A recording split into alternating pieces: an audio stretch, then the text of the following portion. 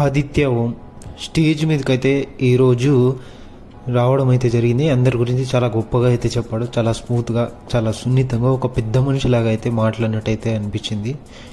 మరి పృథ్వీ గురించి ఇది ఒక టాస్క్ అయితే పెట్టడం అయితే, ఒక టేబుల్ అయితే పెట్టి హగ్ అండ్ కిస్ అని నాగమామ ఒక ప్లాన్ అయితే చేశాడు. దానికి నబిల్కి కిస్ ఇచ్చినట్టు అండ్ పృథ్వీకి హగ్ ఇచ్చినట్టయితే అక్కడ బోర్డు పైన అయితే పెట్టేశాడు. మరి యష్మి గురించి, సీత గురించి చాలా పర్ఫెక్ట్గా అయితే చెప్పాడు. యష్మి గురించి నామినేషన్ టైంలో చాలా జాగ్రత్తగా మాట్లాడాలని చెప్పడం అయితే మనం చూడొచ్చు. మీరు ఒక పెద్ద మనిషిలాగా మాట్లాడాడని ఇదైతే మనం చూస్తున్నాం. పోతూ పోతూ నాగమామ ఒక క్లూ అయితే ఇచ్చేశాడు. స్టేజ్ పైన నుంచి మన ఆదిత్యవం వెళ్ళిపోతున్నాడు, రీఎంట్రీ అయితే ఉందన్నట్టు ఒక క్లూ అయితే ఇవ్వడం అయితే మనం గమనిస్తున్నాం.